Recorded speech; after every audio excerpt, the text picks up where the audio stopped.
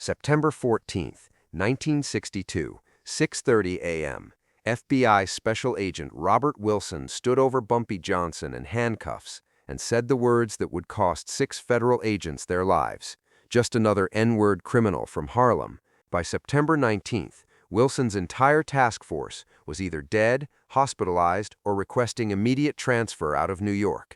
This is the story of 5 days that taught the Federal Bureau of Investigation that racism has consequences, even when you have a badge and federal authority.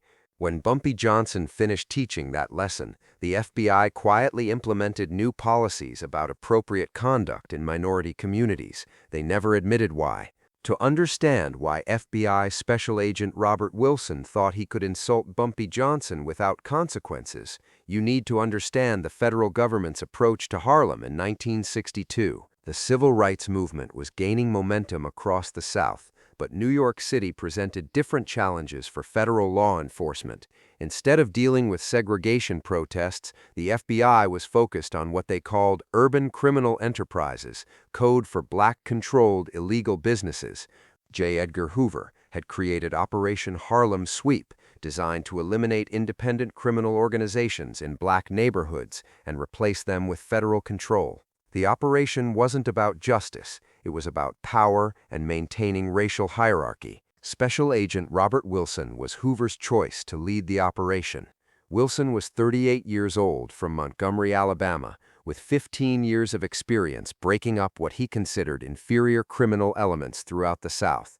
He'd successfully dismantled black criminal organizations using intimidation, illegal searches, and racial humiliation as standard tactics. Wilson commanded 12 hand-picked agents, all white, all from southern states, all trained in Hoover's philosophy that federal power was absolute and black resistance was intolerable.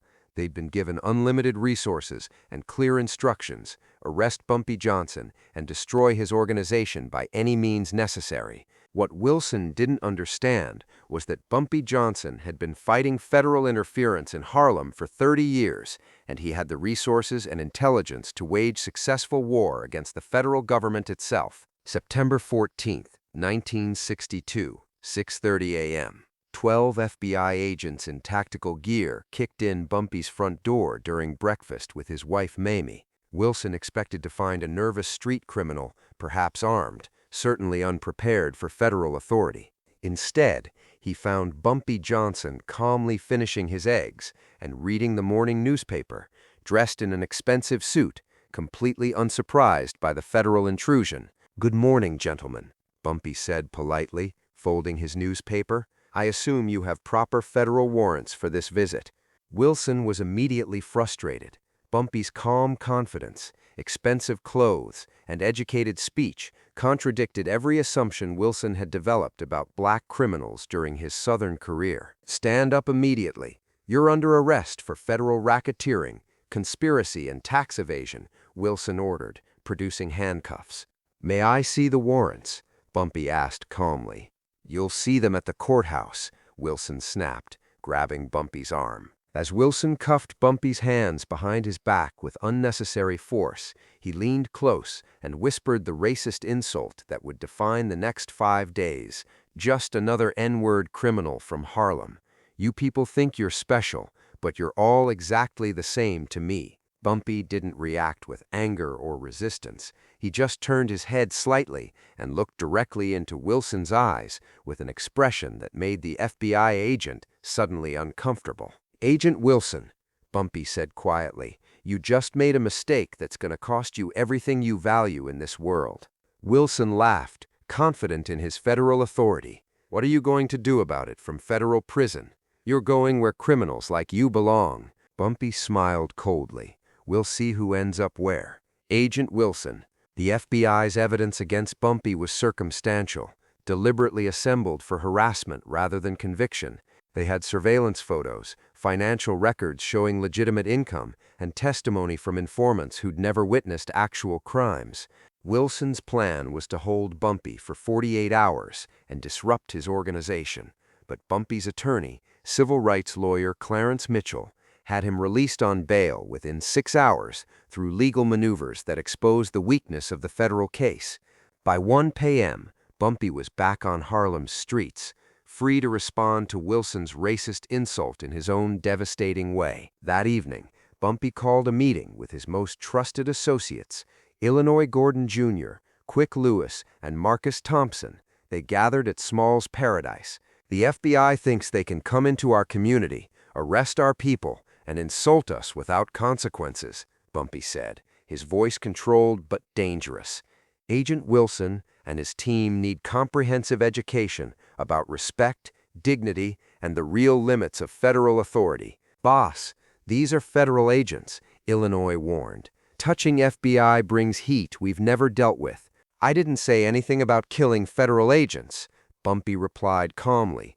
"I said they need education about consequences. There are many ways to teach lessons without creating martyrs." Over the next 3 hours, Bumpy outlined a sophisticated plan that would systematically eliminate Wilson's team members through carefully orchestrated accidents, illnesses, and coincidences that couldn't be traced back to him but would send an unmistakable message. The plan required perfect intelligence about each target's routines, habits, and vulnerabilities. Bumpy's network had been collecting this information for months, understanding that knowledge was the ultimate weapon against government power.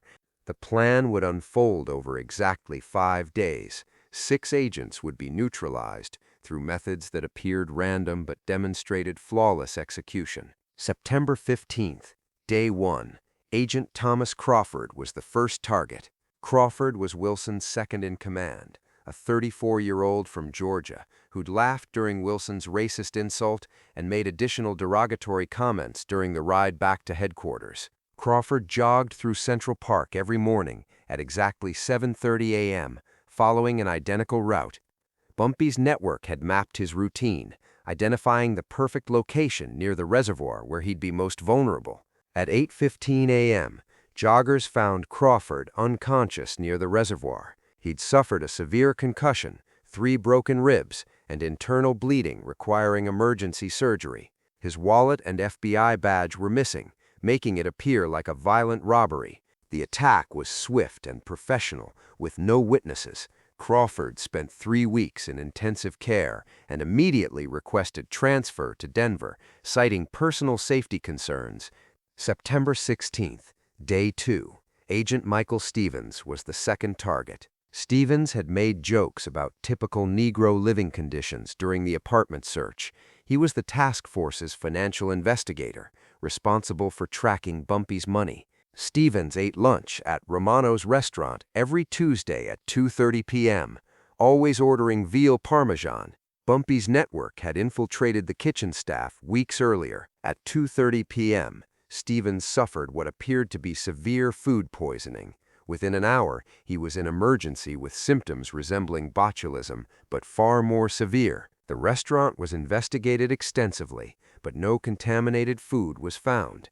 Other diners who ate identical meals remained healthy. Stevens recovered after a week with permanent digestive problems that ended his field career. He requested desk duty in Washington and never worked another organized crime case. September 17th, Day 3. Agent David Martinez was the third target. Martinez was the surveillance specialist who'd expressed theories about genetic inferiority of black criminals during team briefings. Martinez drove the same route home every evening on the FDR Drive. Bumpy's mechanics had studied his vehicle, making microscopic alterations to the brake system. At 10:45 p.m., Martinez's brakes failed catastrophically while traveling at 55 mph. The car crashed through a guardrail and rolled multiple times. Investigation found brake fluid contamination, but couldn't determine if it was sabotage or mechanical failure. Martinez survived with permanent disabilities requiring medical retirement. The case was classified as mechanical failure of undetermined origin. September 18th, Day 4. Agents Paul Richardson and James Murphy were the fourth and fifth targets. Both had participated in racist commentary and were investigating Bumpy's political connections. They shared a room at the Lexington Hotel, which had heating system vulnerabilities that Marcus Thompson had discovered. At 3:20 a.m., hotel security found both agents unconscious from apparent carbon monoxide poisoning. They suffered permanent neurological damage affecting memory and coordination. The hotel's heating system showed no problems. The gas leak was mysteriously isolated to their room only, affecting no other guests. Both requested medical retirement. September 19th, Day 5. Agent Kevin O'Sullivan was the final target. O'Sullivan was the legal coordinator who'd advocated for enhanced interrogation techniques on black suspects, arguing that these people only understand force. O'Sullivan worked late in his FBI office, reviewing case files. At 11:30 a.m., his secretary found him unconscious at his desk, having suffered a massive heart attack. He was 29 years old with no history of heart disease and had passed his FBI physical 6 weeks earlier with perfect health scores. He survived with permanent heart damage, ending his career. Extensive medical examination found no explanation for the heart attack in someone so young and healthy. Toxicology tests revealed no foreign substances.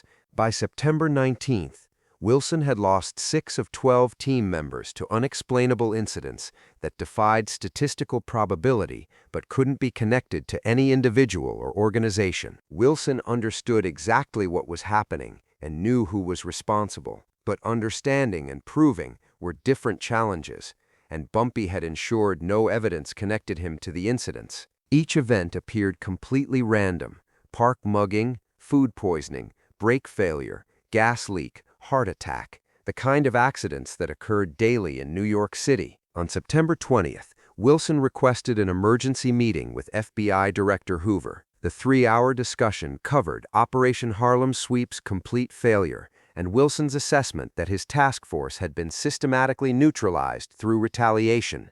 Hoover's response was immediate. Operation Harlem Sweep was quietly terminated. Wilson was transferred to the Financial Crimes Research Division, never again conducting field operations. Most importantly, Hoover issued classified Directive 847A to all field offices. Agents operating in minority communities will conduct themselves with complete professional courtesy. Personal opinions regarding race will not be expressed during official duties. The directive never mentioned Bumpy's name, but every agent understood the message. Federal authority had practical limits enforced by people who didn't respect badges when dignity was at stake. Word spread throughout federal agencies that Bumpy had neutralized an FBI task force without evidence. The DEA revised Harlem policies. The IRS stopped aggressive audits of black businesses. The INS began treating black immigrants with courtesy. Federal investigators noted, subject demonstrated ability to coordinate multiple operations while maintaining plausible deniability. Agencies should exercise extreme caution.